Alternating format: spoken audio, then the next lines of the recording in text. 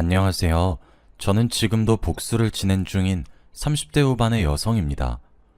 제가 진짜 정말 어이가 없고 기가 차서 말이 안 나오는 일을 겪었습니다.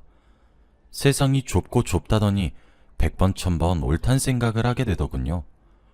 저는 음식점을 하나 운영하고 있습니다. 제가 재료 손질을 하고 음식 준비를 시작할 때 이곳의 사연을 자주 듣습니다. 제가 정말 이번 경우를 겪고 나니 너무 바쁘게 살아서 그런지 주위에 하소연할 곳이 없더라고요. 그때 이곳이 번뜩하고 떠올라서 이렇게 글을 쓰게 되었습니다. 저는 왕년에 잘 나가는 회사원이었습니다. 그렇게 막 엄청나게 유명한 회사에 재직을 하고 있었던 것은 아니었지만 그래도 회사 내에서는 꽤 능력 있다는 소리를 들어가면서 승진도 하고 그렇게 지내고 있었습니다. 저는 사실 결혼에 대한 생각이 없었던 편이었고 당시 연애도 하지 않고 있었습니다. 그런데 그때 대리님께서 소개팅을 해주겠다고 하시더라고요. 지금 생각해도 그 대리 얼굴에 주먹 한번 꽂아보지 못한 것이 천추의 한입니다. 저는 미혼 여자였고 또래 중에서도 나름 돈을 잘 버는 축이었는데 그런 제게 대리님이 주선한 소개팅에 나갔더니 웬 이혼남이 앉아있더군요. 처음에는 멀끔한 외관에 이혼남인지도 몰랐어요. 아니, 당연히 알 리가 없죠. 누가 미혼 여자한테 이런 반구에 말없이 이혼남을 들이밀겠어요. 생긴 것도 멀끔했고 저와 나이 차이도 그리 크게 나지 않는 편이었어요. 자연스럽게 우린 만나는 사이가 되었죠. 그게 저는 또 다정한 남자를 좋아하는데 그 사람이 딱 그랬거든요. 이혼해서 이미 남이 되었지만 남편이라고 편하게 부르도록 할게요. 남편이랑 연애하면서 처음으로 안정된다는 느낌을 받게 되었고 점차 제 마음이 열려가고 있었죠. 딱 그 시기에 남편이 이혼남인 것을 알게 되었습니다. 심지어 애딸린 이혼남이었어요. 그 사실을 처음 알았을 때는 입이 떡 벌어졌습니다. 대리에게 찾아가 왜 사전에 미리 말하지 않았냐 따졌더니 글쎄 저더러 말을 한 것 같다며 얼머무리더라고요. 진짜 길길이 날뛰려다가도 내가 뭐하고 있나 싶어서 그만두었죠. 처음엔 당연히 헤어지는 것이 맞다고 생각했어요. 그런데 이미 그 시기에는 제가 남편을 너무 많이 사랑하고 있었고 정말 머저리같이 이 사람이 책임지고 있는 아이도 제가 책임져야겠다는 생각을 했어요. 제가 그런 큰 결심을 할 수 있었던 이유는 첫째로는 남편의 이혼 이유가 아내의 불륜으로 빚어졌다는 이유였고 둘째로는 낯설어 하면서도 엄마가 그리웠던 것인지 저를 만난 첫날부터 제게 딱 달라붙은 아이가 제 눈에는 사랑이 고픈 아이처럼 보여서 안쓰러웠기 때문입니다. 물론 그만큼 사랑스럽기도 했지만요. 사랑했기 때문에 그 사람의 사정까지 떠안겠다고 결심했고 그렇게 결혼을 했습니다. 당연히 결혼하는 과정이 쉽지만은 않았습니다. 저희 부모님은 저를 절연하시기까지 하면서 반대하셨거든요. 그럼에도 불구하고 저는 남편과 딸을 선택했죠.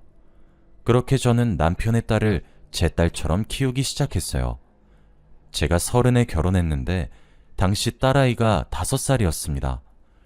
생각보다 딸을 기르는 재미가 있었습니다. 밉살 맞다가도 애교를 부리면 마음이 풀어지는 게 너무 예뻤고 우린 그렇게 가족이 되었어요. 저희 셋은 정말 화목하고 좋은 가정이었습니다. 다정다감한 남편과 예쁘고 말도 잘 듣는 딸까지 완벽했어요. 주위에서 뭐라고 하든 솔직히 제가 사랑에 눈이 멀어 그런지 귀담아 듣지도 않았죠 뭐. 그렇게 행복하게 잘 지내오고 있었습니다. 그런데 딸아이가 7살을 보내고 8살이 되어 초등학교 입학을 기대하며 기다리던 어느 날이었어요. 그날 회사에서 일을 하고 있는데 모르는 번호로 전화가 오더라고요. 뭔가 해서 받았더니 어느 큰 병원의 응급실이었습니다. 전화기 너머로 들려오는 소식에 저는 새하얗게 질렸고 굳어버릴 수밖에 없었습니다. 그날은 2월의 어느 날이었고 비가 억수같이 쏟아지던 날씨였어요. 딸아이는 초등학교 입학을 정말 많이 기대해서 한 번씩 자신이 입학할 초등학교를 혼자 가서 놀고 오곤 했죠. 그날도 어김없이 초등학교에서 놀다가 집으로 돌아가던 길이었나 보더군요.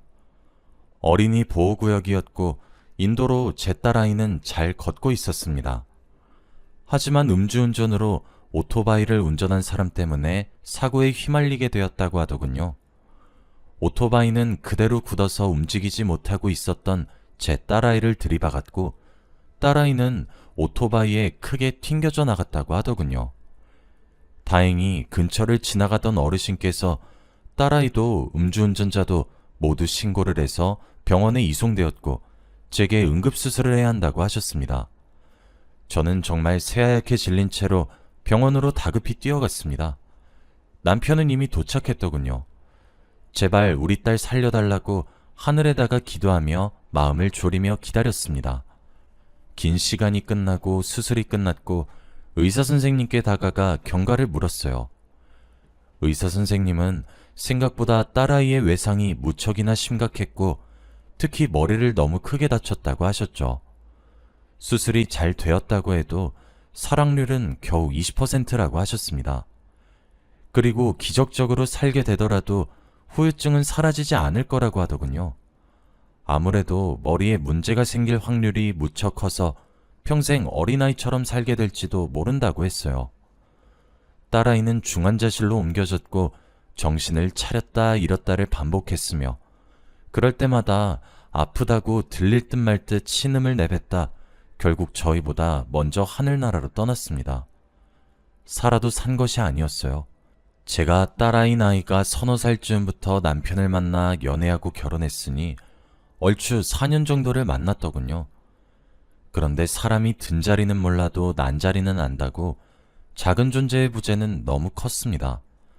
계모였던 저도 이 정도였으니 남편은 오죽했겠습니까? 게다가 음주운전을 해서 제 딸아이를 하늘나라로 보낸 놈은 미성년자였습니다. 그 악마 같은 놈은 즐기게도 목숨이 붙었더군요. 그것도 기가 찼던 게 운 좋게 숲으로 떨어져 타박상이 전부랍니다. 장례식장에서 신은 불공평하다며 울부짖으며 주저앉아 있으니 그놈이 자신의 아빠를 데리고 장례식에 왔더군요. 죄송하다며 안절부절하며 눈물을 뚝뚝 흘리는 모습이 얼마나 가증스러웠는지 몰라요. 그 아이의 보호자로 온 아버지는 저희에게 간곡하게 부탁하더군요. 합의를 해달라고 말이에요. 그러면서 5억을 내밀더라고요. 당연히 거절했죠. 그런데 매일같이 찾아와 제발 자기 아들 살려달라고 사정을 하는데 남편이 결국 5억을 받으며 합의를 해주더군요. 제가 미쳤냐며 난리를 치니 우리도 부모지 않냐고 엉엉 우는데 그 사람을 두고 제가 뭐라 말을 하겠습니까? 남편은 그 충격인지 점차 미쳐가는 듯 했습니다. 갑자기 허공에 대고 말을 걸기도 하고 하하하하 하며 큰 소리로 웃기도 했어요. 그러다 갑자기 돌변해서 무섭게 화를 내기도 했고 아이처럼 엉엉 울기도 했어요. 슬픈 것도 슬픈 건데 남편의 변화에 너무 무섭더라고요. 남편은 그렇게 온몸으로 슬픔을 겪더니 결국 말을 잃어버리고 말았습니다. 남편의 그런 변화를 어쩌면 저도 예상했던 것 같네요. 왜냐하면 남편은 정말 엄청난 딸바보였거든요. 그렇게 애지중지 아끼며 온 세상을 쥐어줄 듯 큰 사랑을 주다가 하루아침에 딸을 잃었으니 미치지 않고 어떻게 배기겠습니까? 병원에 데려갔더니 남편은 심리적 충격에 의한 일시적 실어증이라고 하시더군요. 너무 큰 충격을 받으면 남편처럼 말을 잃는 경우가 있다고 하더군요. 그럴 때는 남편을 믿고 기다려줘야 한다고 하더라고요. 그래서 전 일어나야만 했습니다. 일상으로 먼저 돌아와야만 했어요. 하지만 남편의 증세는 더 심해져만 갔습니다. 본인의 상태를 받아들이지 못했고 그런 스스로의 모습에 충격을 받아 우울증과 대인기피증이 차례로 찾아왔죠. 원래 저희 남편 잘 나가는 영업 직원이었습니다. 사람들 앞에서 잘 나서고 화술도 좋아서 회사에서 가장 실적이 좋은 그런 사람이었어요. 활발하게 회사 생활을 해서 승진을 앞두고 있었고 입사 동기들 중 가장 빠르게 승진한 사람이었죠. 그런데 그런 사람이 한순간에 무너지더니 결국 외출을 거부하기 시작했어요. 점점 예민해졌고 병원을 가는 것도 거부하고 너무 무서웠어요. 남편은 결국 회사를 그만두게 되었고 그 이후 얼마 지나지 않아 저도 그만두었습니다. 자꾸만 악화되는 남편의 상태에 혹시나 나쁜 생각을 하게 될까 너무 무서워서 제가 회사에 나가 제대로 일을 할 수가 없겠더군요. 저는 간병을 하기 시작했습니다. 그런데 사실 저도 위로가 필요했었던 상황이었어요. 다만 눈앞에서 남편이 와르르 무너지니 제가 악으로 깡으로 버티고 있었던 거지 저라고 괜찮은 것은 아니었거든요. 결국 저도 마음의 병이 찾아왔어요. 그런 저를 보더니 남편은 마음을 굳게 먹은 것인지 제게 편지를 하나 건네주더군요. 편지 속에서 집안의 가장이 되어 이렇게 정신을 차리지 못해서 미안하다는 말과 제가 부담만 주는 존재여서 죄스럽다는 말, 그럼에도 불구하고 저를 사랑하고 있다는 말이 적혀 있었고 자신도 용기를 내보겠다고 이야기를 했어요. 편지를 건네준 다음 날부터 남편은 정말 노력하기 시작했습니다. 아직 심리적으로 많이 불안정했지만요. 남편은 제게 간병인을 고용하자고 했고 저보고 일을 하라고 권유를 하더군요. 아마 제가 집에 갇혀서 딸아이 생각에 벗어나지 못하는 것을 봤나 보더군요. 저는 남편의 변화가 기꺼웠고 그래서 남편의 말을 따르기로 했죠. 그때가 딸이 죽은 지 딱 1년이 지난 해였습니다. 하지만 그렇다고 해서 남편을 정말 혼자 둘 수 없었어요. 1년이란 시간 동안 남편은 망가질 대로 망가져서 심신이 많이 망가진 상태였으니까요. 혼자서 부엌에서 칼을 쓰며 요리하는 건 혹시나 하는 마음에 불안해서 못 보겠더라고요. 그래서 저는 간병인을 쓰되 제가 밖에 나가 일하는 시간 전부를 맡아줄 사람을 사용하기로 했죠. 다행히 쉽게 구해졌습니다. 저는 간병인 문제가 해결되고 난 이후 재취업을 하려고 했으나 생각보다 잘 되지 않았어요. 그때 문득 제 딸아이가 제일 좋아했던 음식이 제가 직접 만든 수제 돈가스인 게 문득 생각이 났고 죽기 아니면 까무러치기라고 제 퇴직금으로 작은 가게를 하나 얻어 장사를 시작하게 되었어요. 제가 요리에 재능이 조금 있거든요. 저만의 비법 소스를 개발했고 재료부터 신선하고 좋은 걸로 썼습니다. 점차 동네에서 맛집으로 소문나더니 그 소식이 전국적으로 퍼지게 되었고 맛집을 소개하는 프로그램에 소개도 되면서 처음 10평 정도에서 시작했던 가게는 점차 넓어졌고 손님들도 더 많아졌어요. 자연히 저는 일하는 시간이 늘었고 그와 동시에 간병인을 고용하는 시간도 늘어났죠. 요식업에 종사한 지 4년 정도 만에 저는 돈가스에 정점을 찍게 되었어요. 차라리 몸을 혹사하니까 잡생각을 하지 않게 되어서 꾸역꾸역 사라지더군요. 4년이란 세월 동안 남편도 조금씩 말을 되찾기 시작했고 저도 전폭적으로 남편의 병원비를 지원했어요. 돈을 많이 벌게 되고 프랜차이즈 사업에도 뛰어들게 되면서 저는 눈코 뜰 새 없이 바빠졌지만 저와 남편의 삶의 질은 나아졌습니다. 근데 그게 문제였었나 봅니다. 하루는 오후쯤에 잡혀 있었던 미팅이 상대 측의 피치 못할 사정으로 취소가 된 적이 있었어요. 그런데 그게 무슨 날이었던 건지 그 이후로 제 일정이 줄줄이 취소가 되더라고요. 생각해보면 제가 수제 돈가스로 사업을 벌리고 난 이후부터 많이 멀어진 것 같다는 생각이 들었어요. 남편은 살기 위해서 감정을 다 쏟아내었지만 저는 살기 위해서 일에 매달렸었거든요. 물론 멀어졌다고 해서 별거를 하거나 대화를 하지 않는다거나 하는 것이 아니라 부부끼리의 시간을 자주 못 보냈던 것 같다는 생각이 들었죠. 항상 밥을 먹어도 간병인도 함께 끼어서 먹었고 대화는 자주 했지만 그것도 대부분 간병인과 함께 했거든요. 타이밍도 잘 맞겠다. 그냥 이왕 이렇게 된 거 남편과 둘만의 시간을 보내야 되겠다 싶었고 간병인도 오랜만에 일찍 퇴근시켜야겠다 생각하며 들뜬 마음으로 집을 향했습니다. 그런데 간병인의 흔적이 보이질 않더군요. 집에 갔더니 식탁에 남편이 점점 끊어가는 듯 했던 술병이 나뒹굴고 있었어요. 순간 불안해졌어요. 괜찮아지는 듯 했는데 역시 아니었던 건가 싶어서 남편을 소리쳐서 부를 생각도 못하고 그저 여기저기 남편을 찾았어요. 그런데 저희 부부 침실이 문이 잠겨져 있더군요. 불안감은 최대치로 올라갔고 공구함에 가서 망치를 꺼내와 손잡이를 내려쳐 억지로 열었습니다. 너무 무서웠어요. 그런데 침실 문을 열었더니 제 손은 다른 의미로 덜덜 떨리더군요. 남편은 하얗게 질리고 당황스러운 표정으로 침대에 이불로 몸을 가리고 누워 있었습니다. 처음에는 너무 놀라서 왜 문을 잠근 거냐고 10년 감수했다고 넘어가려고 했는데 남편 옆에 누군가 누워있는 것처럼 이불이 솟아있더라고요. 그리고 주위를 살피니 옷가지들이 여기저기 널브러져 있고요. 제가 아침에 출근하면서 봤던 광경과는 아주 많이 다르더군요. 설마 하면서 한 발자국씩 다가갔고 이불을 젖혔더니 세상에 간병인이 거기 누워있더군요. 그것도 차마 두 눈으로 보기 힘든 꼴을 하고요. 지금까지 제가 죽기 살기로 나가서 남편 병원비에 생활비에 번다고 고생이란 고생을 다할 동안 남편은 제가 고용한 간병인과 불륜을 저지르고 있었던 거였어요. 진짜 어떻게 저한테 이런 일이 발생할 수 있는지 드라마에서 이런 장면을 볼 때마다 저는 말했어요. 와, 나는 진짜 저런 걸 목격했음 쳐들어가서 머리채를 잡든 뺨을 때리든 해야지. 왜 주저앉아 울기만 하고 있지? 왜 아무런 말도 못하고 뒤돌아서 나가는 거야? 진짜 이해가 안 돼. 그런데 실제로 그 상황을 겪으니까 주저앉아 울게 되더군요. 그 틈을 타서 간병인은 침대를 박차고 나와 떨어져 있는 옷가지들을 정말 스치듯 줍고 도망쳤습니다. 멍하니 주저앉아 남편 얼굴을 쳐다보니 남편이 망했다는 듯 머리를 쥐어뜯더군요.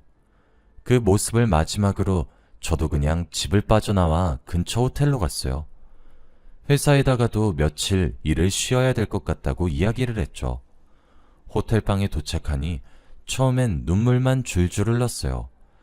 그런데 그러길 며칠 지나니 이글이글 타오르는 분노에 이가 빠득 갈리더군요. 내가 대체 왜 내 집을 두고 이러고 있는지도 모르겠고요. 그래서 집으로 돌아갔습니다. 남편은 쥐죽은 듯 조용히 거실에서 절 바라보더라고요. 저는 남편을 보고 진짜 너무 분노가 치밀어 올랐어요. 저는 이야기했죠. 증거를 찾으라고 하면 수없이 많이 나올 거라고. 내가 모를 거라 생각해서 눈치 하나 안 보고 얼마나 여기저기 다녔겠냐고. 돈 주고 증거 하나 못 찾을 것 같냐고. 너희 절대 가만두지 않을 거고 한국에서 얼굴 들고 못 살 거라고. 그렇게 차갑게 이야기를 했더니 남편이 더듬거리며 말을 하는데 그 내용이 가관입니다. 제게 미안하다 사과를 하면서 끝까지 그 여자를 감싸더군요. 남편이랑 이혼하고 아들 하나 키우면서 어렵게 사는 여자라고. 내가 잘못했으니까 용서해달라고 하면서요. 그러면서 제게 뭘 내밀었는지 아시나요? 바로 이혼 서류였습니다. 그 여자의 뱃속에 새 생명이 생겼다고 하더군요. 제가 호텔에 틀어박혀 슬픔에 빠져 있을 동안 유책 사유를 먼저 만든 놈 주제에 이혼을 계획했더군요. 전 그걸 남편의 눈앞에서 쫙쫙 찢으며 말했어요. 내가 미쳤니? 누구 좋으라고 이혼을 해줘? 전 그렇게 말을 하고 난 이후 남편에게 주었던 모든 카드를 정지시켰고 이어 말했어요. 어디 계속 그 여자 만나봐. 난 법적으로 대응할 거야. 당신이 나가 살든지 알아서 해봐. 어디 할 수 있으면 해보지 그래? 나 그렇게 착한 사람 아니야. 절대 너희들 고개 빳빳이 들고 못 살게 할 거야. 남편은 두 눈만 크게 뜨고 절 쳐다보더군요. 저는 그 다음 날부터 제가 내뱉은 말을 지키기 위해 돈을 사용했습니다. 이럴 때 쓰려고 그렇게 고생하며 벌었으니까요. 흥신소에 찾아갔죠. 그 여자와 남편의 자동차 번호, 휴대폰 번호, 계좌번호 등등 기본적인 정보를 주니까 증거들이 주룩주룩 나오더라고요. 역시 돈이 짱이구나 했죠. 그걸 토대로 상간자 소송을 진행했습니다. 그 여자 집으로 바로 소장을 보냈는데 예상과 다른 인물이 제게 연락을 취했더군요. 남편이 그 여자가 아들 하나 데리고 산다고 하더니 그 아들인 듯 했죠. 군복무 중에 휴가를 나왔는데 믿기 힘들다고 저와 만나서 이야기하고 싶다고 당돌하게 이야기하길래 만났습니다. 커피숍에 앉아 이야기를 나누는데 낯이 묘하게 눈에 익더군요. 눈물을 뚝뚝 흘리면서 죄송하다고 하는 얼굴이 너무 익숙했어요. 설마 싶은 마음에 물었죠. 혹시 음주운전으로 어린아이 인명사고 일으킨 적 있어요? 제 질문에 그 사람은 아무런 대답도 못하더라고요. 그 반응을 보면 제 딸아이 사고에 음주운전자가 맞다 싶었죠. 얼추 나이도 그 비슷한 또래겠거니 싶기도 했고요. 그런데 이름이 다르더라고요. 그제서야 물어보니 동네에 소문이 나고 그래서 전학과 동시에 개명 신청을 하면서 지금은 아주 신문 세탁을 하고 새로운 삶을 살고 있더군요. 또 그때 찾아온 아버지는 이미 이혼한 이후였고 원래 아버지 쪽에서 아들을 맡아 키우고 있었는데 딸아이의 사건 이후 절연하다시피 아들을 엄마한테 맡기고 떠났다고 합니다. 그 이후로는 연락이 되지 않아 결국 엄마랑 둘이서 지내게 되었더군요. 저는 비꼬았어요. 아들 자식은 내 딸아이를 빼앗더니 그 애미란 년은 남편을 빼앗아 가네요? 그쪽 집안은 양심이 없는 게 특징인가요? 저는 상간자 소송 진행할 생각이고 이혼 생각? 추호도 없어요. 누구 좋으라고 내가 이혼을 해줄 것 같아요? 미치지 않고서야 누구 좋으라고. 신문 세탁하고 사는 것 같은데 그 난리를 쳐놓고 두 발 뻗고 잠은 제대로 잘 수 있었나요? 당신네들 나 절대 가만 안 둬. 대한민국에서 고개 들고 살 수 있을 것 같아? 그래, 누가 이기나 해봐. 그리고 집으로 돌아오는데 문득 이 사실을 남편이 알고 있나 싶더군요. 그렇게 자기 딸을 물고 빨고 하며 애지중지하더니 그 딸을 죽음으로 몰고 간 범인의 엄마가 내연녀라. 살면서 만난 가장 비정하고 매정한 부성애더군요. 저는 상간자 소송을 준비하면서 남편에게 진실을 알려주었어요. 당신이 만나고 있는 여자가 홀로 키우는 아들 자식이 어떤 놈인지 말이에요. 남편은 믿지 못하는 듯 하더니 다시 충격에 휩싸이기 시작했어요. 하긴 알았으면 그런 관계는 애초에 시작조차 못했겠죠. 제 앞으로의 계획은 이렇습니다. 저는 간병인 그 여자와 남편의 관계가 풍비박산이 날 때까지 절대 이혼하지 않을 거예요. 간병인의 아이가 남편의 아이인 것은 제 권한은 아니니까요. 뱃속의 아이는 잘못이 없지만 그 부모들의 죄가 많으니 어쩔 수 없다고 생각합니다. 남편은 다시 미쳐가고 있는 것 같아요. 자신의 아이를 임신한 상간녀가 제 딸아이의 원수인 사실이 믿기 힘들겠죠. 저는 최선을 다해 제 딸아이와 저의 복수를 하려고 합니다. 언제 끝날지 모르겠지만 그래도 죽은 제 딸아이의 한은 풀어주고 싶네요. 어차피 남편이 유책 배우자라 이혼 소송을 걸어도 소송은 기각될 것이고 제가 이혼 소송을 통해 이혼을 해도 남편은 제가 사업을 하며 굴린 재산에 기여도가 없어서 재산 분할을 해주지 않아도 된다고 하더라고요. 제가 줄 재산 분할과 위자료를 퉁치면 거의 0이라고 봐도 무방해서 맨몸으로 쫓겨나는 것과 마찬가지더라고요. 저는 최선을 다해 복수하려고 합니다. 옳은 방법이든 옳지 않은 방법이든 전부를 동원해서 말이에요. 여기까지가 제 이야기였습니다. 긴 이야기 들어주셔서 감사합니다.